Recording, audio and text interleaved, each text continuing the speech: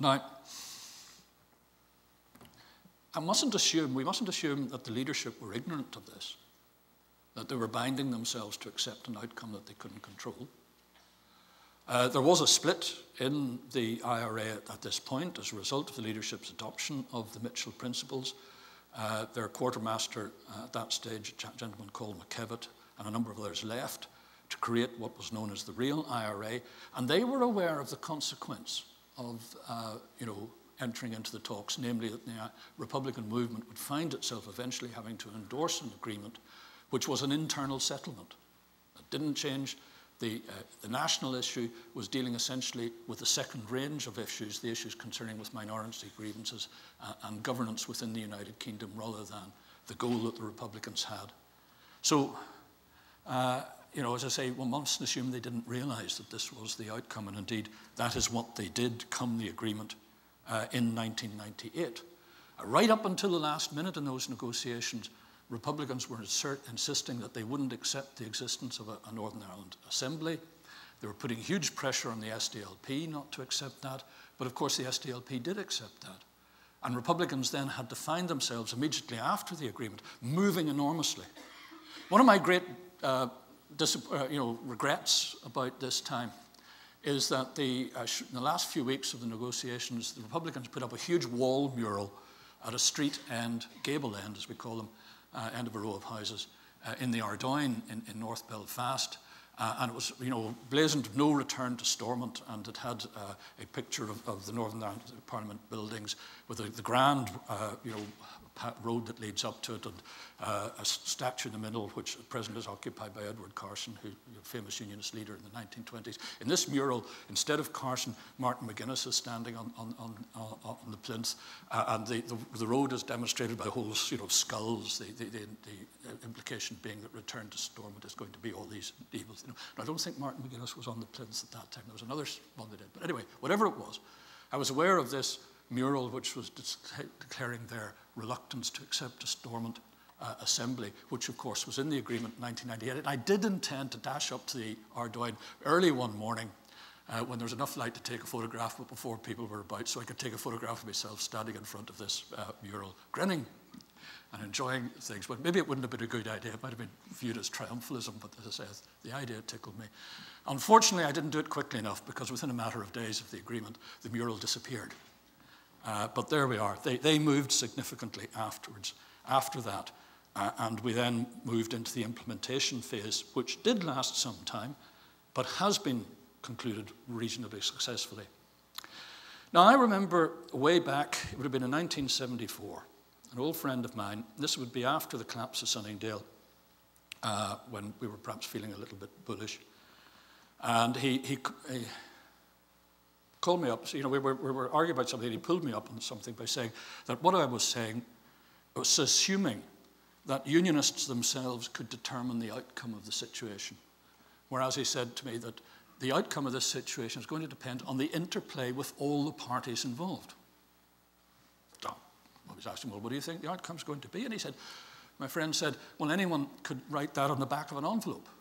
And he proceeded to mention the things which, in fact, were there. To some extent, they were there in the Sunningdale Agreement, and they're there in a slightly different extent in the agreement of 1998.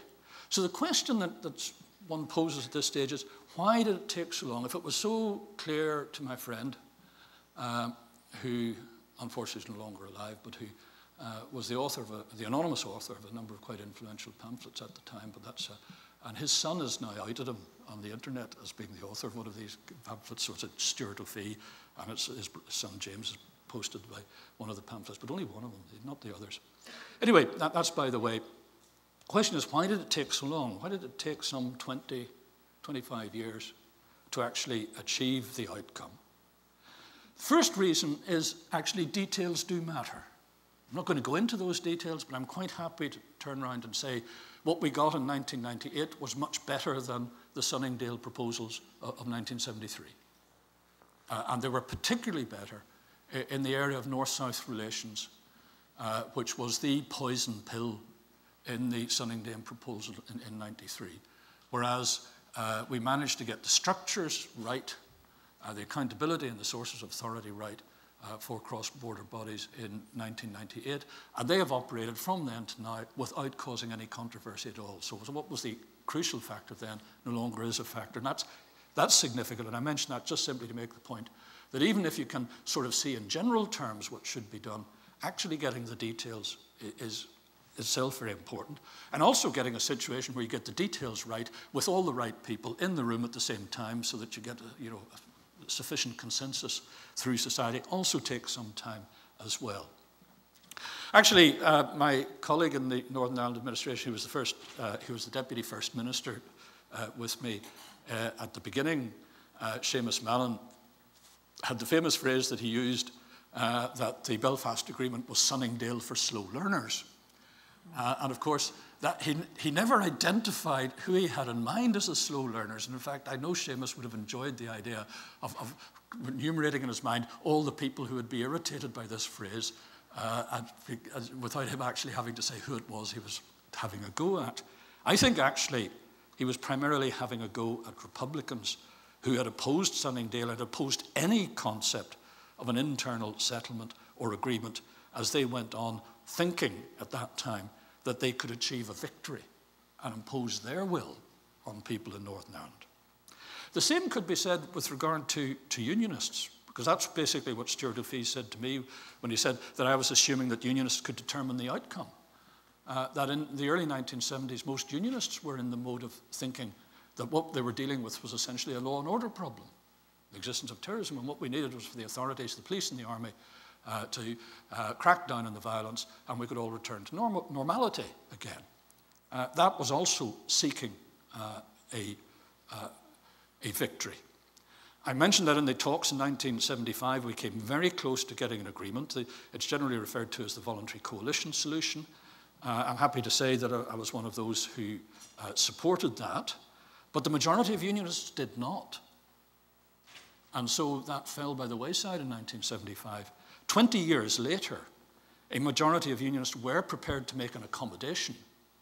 And 10 years after that, Ian Paisley was prepared to make an accommodation. So we had to wait, those 20, 30 years before all of unionists, as it were, traversed from seeking a victory to seeking an accommodation. And I think that is a general litmus test to use with regard to these situations elsewhere. If you're trying to measure the success or otherwise, the prospect of agreement or otherwise, you say to yourself, are the parties in the mode of trying to get an accommodation, or are they still trying to achieve a victory over the other? And actually, victories are still possible, despite what people say. And we saw that happen in Ceylon last year, when the government of Sri Lanka finally triumphed over the Tamil Tigers through the pure application of force.